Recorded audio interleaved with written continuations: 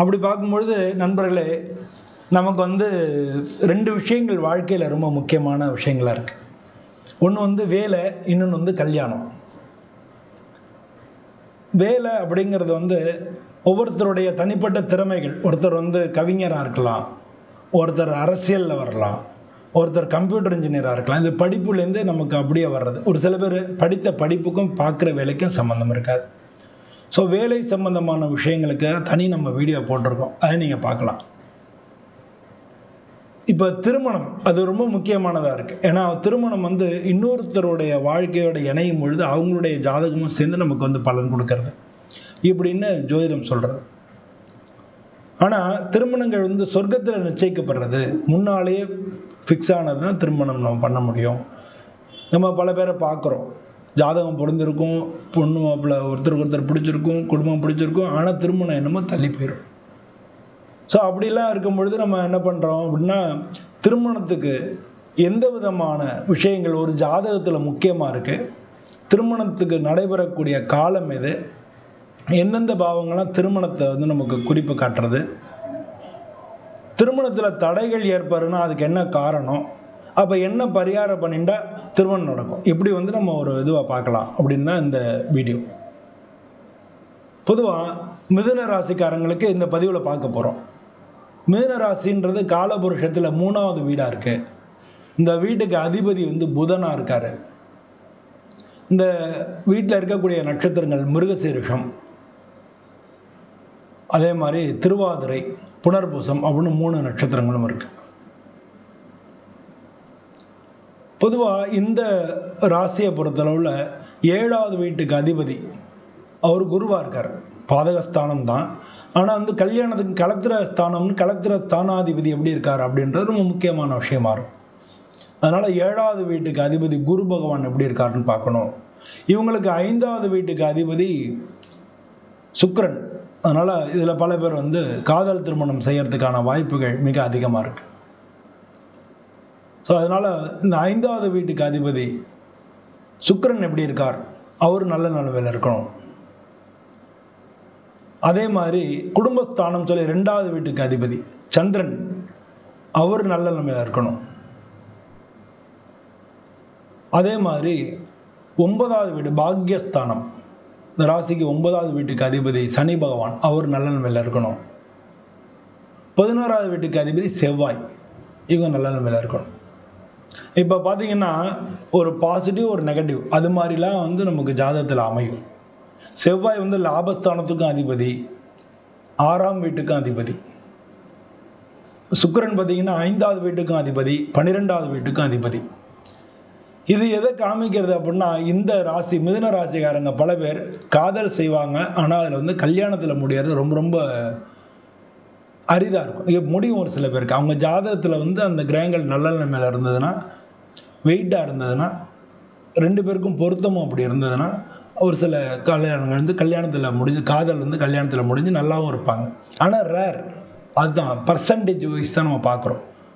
ஏன்னா அது பொதுவான பலன் இல்லையா, அப்போ பர்சன்டேஜ் வைஸ் பார்க்குறோம். அப்படி பார்க்கும்பொழுது இந்த ராசியில் மிதுன ராசியில் பிறந்தவங்க நிறையா பேர் காதல் பண்ணிட்டு கல்யாணத்தில் முடியாமல் இருக்கிறதுக்கு வாய்ப்புகள் மிக அதிகம்.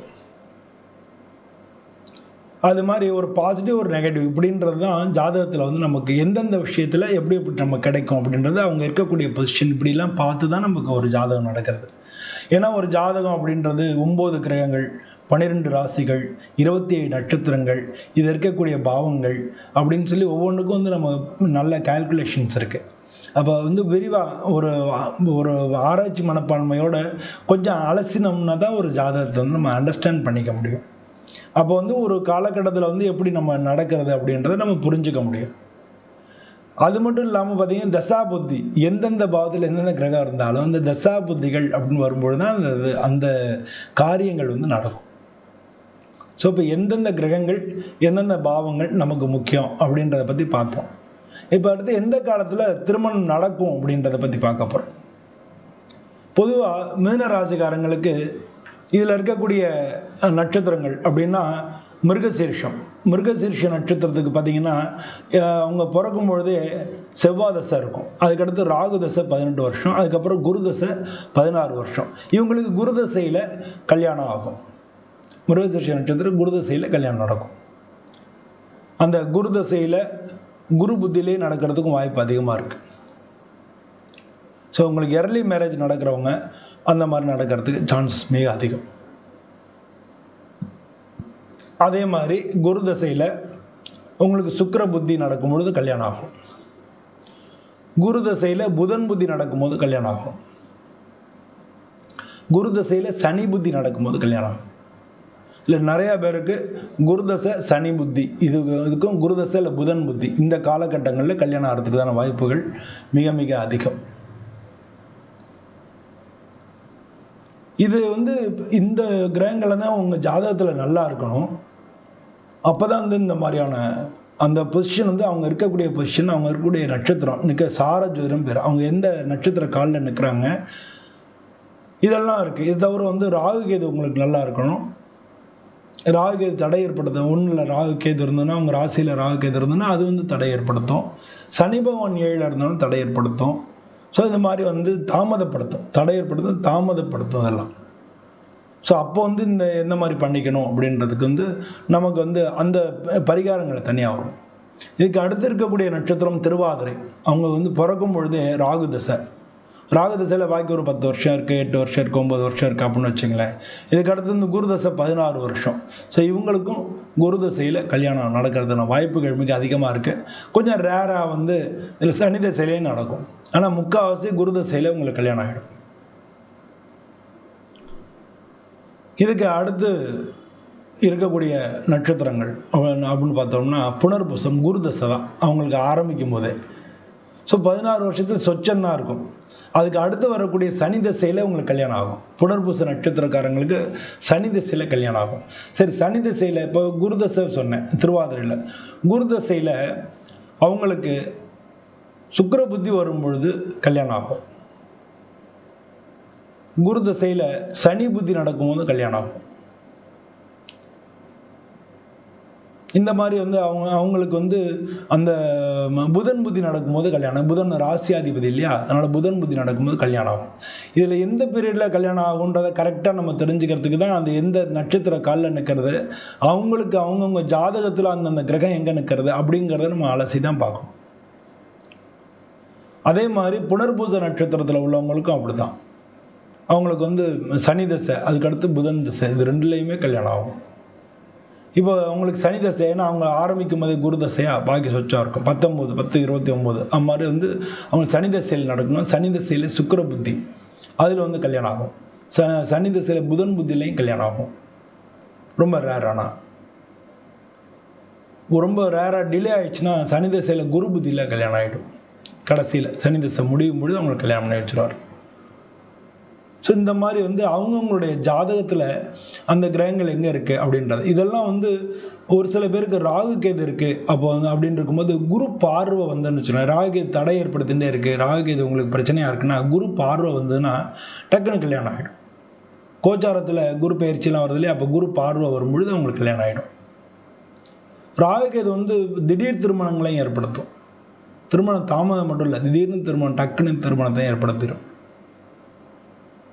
சனி பகவான் இருந்தாருன்னா காதல் கல்யாணங்கள், அது மட்டும் இல்லாமல் வேறு கேஸ்டில் கல்யாணம் பண்ணுறது, வேறு அது மாதிரி அந்த மாதிரியான கல்யாணங்களையும் ஏற்படுத்துவார்.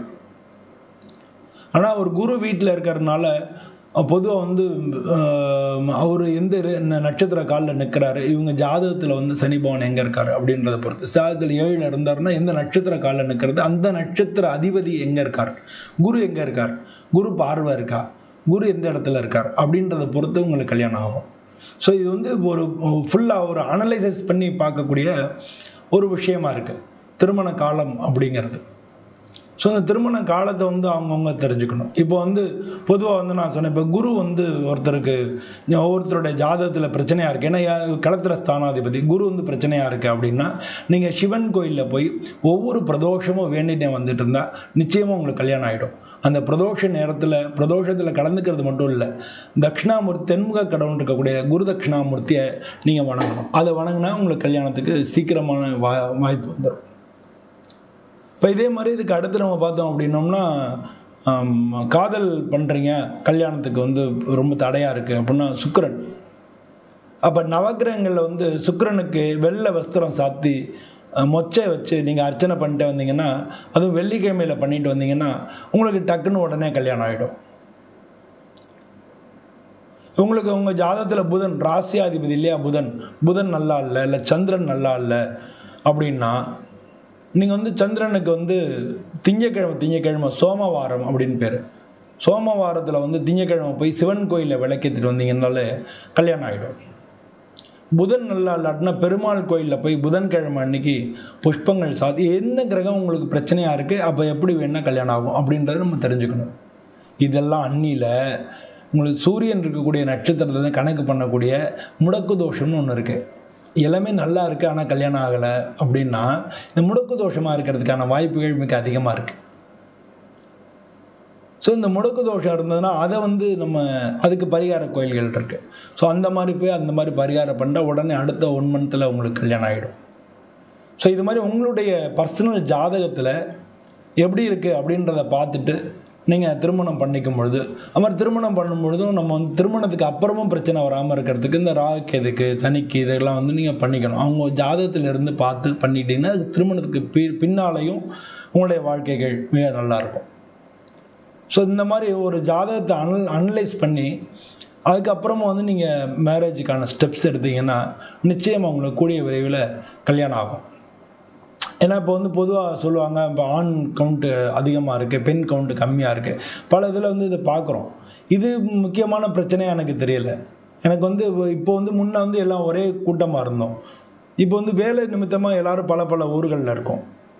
அப்போ வந்து சொந்தங்கள்லாம் செதறி இருக்காங்க, அங்கே இருக்காங்க. அப்போ வந்து நமக்கு வந்து ஒருத்தரை தேடும் பொழுது நமக்கு அதுக்குண்டான அந்த ஏதான ஒரு ஆன்லைனில் தேடணும். இப்போ முன்ன வந்து சொல்லி பார்த்துட்டு இருந்தோம். முன்னால் வந்து நமக்கு எடுத்து பண்ணுறதுக்கெல்லாம் ஆள் இருந்தாங்க.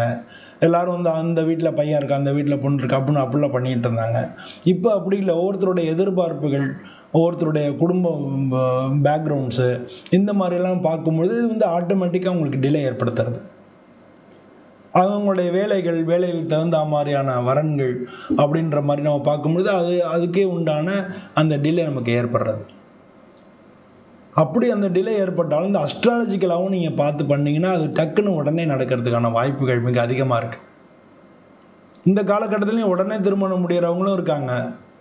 எல்லா வேலை இருக்குது, நல்ல குடும்பம் எல்லாமே இருந்து டிலே ஆகிறதும் இருக்குது. ஆனால் எதுவுமே இல்லாமல் டக்குன்னு கல்யாணம் பண்ணுறவங்களும் இருக்காங்க. காதல் திருமணமோ இல்லை பார்த்த உடனே டக்குன்னு பிடிச்சி போச்சு, பேசினாங்க, முடித்தாங்க அப்படின்னு பண்ணுறவங்களும் இருக்காங்க. அவங்களுக்கு சாதாரண வேலையில் உள்ளவங்களாகவும் இருக்காங்க.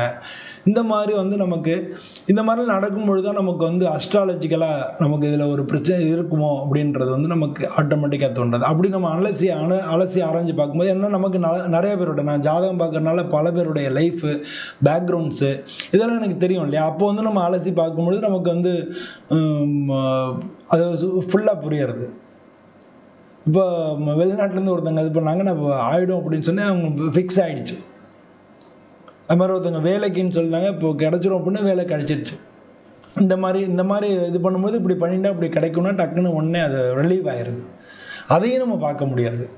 நிறைய பேருக்கு நம்ம சொல்லி அவங்க பரிகாரம் பண்ணி டக்குன்னு கல்யாணம் ஆகிறத நம்ம பார்க்க முடியாது. அப்போ வந்து இதில் வந்து அஸ்ட்ராலஜிக்கலாக இந்த மாதிரி தடை இருக்குது அப்படிங்கிறதையும் நம்ம புரிஞ்சிக்க முடியாது.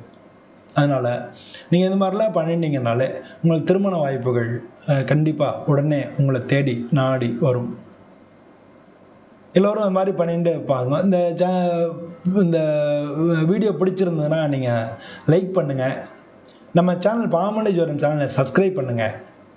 நம்ம சப்ஸ்கிரைபர் எல்லாருக்கும் வந்து யாரெல்லாம் சப்ஸ்கிரைப் பண்ணுறாங்களோ அவங்களுக்குன்னு ஒரு தனியாக ஒரு கேள்விக்கு பதில் சொல்லலாம் அப்படின்றதெல்லாம் எல்லாம் ஏற்பாடு பண்ணிக்கிட்டு இருக்கோம். அதெல்லாம் பண்ணும்பொழுது நம்ம நேரடியாக அவங்கள தொடர்பு கொள்றதுக்கான வாய்ப்புகள் அதிகம். அப்போ வந்து நீங்கள் சப்ஸ்கிரைப் பண்ணி வைங்க. உங்களுடைய எண்ணங்கள் என்னவோ அதை கமெண்ட்டில் தெரிவிங்க. உங்களுடைய நண்பர்கள் எல்லாருக்கும் ஷேர் பண்ணுங்கள். மீண்டும் இது மாதிரி ஒரு வீடியோவில் உங்களை சந்திக்கிறேன். நன்றி, வணக்கம்.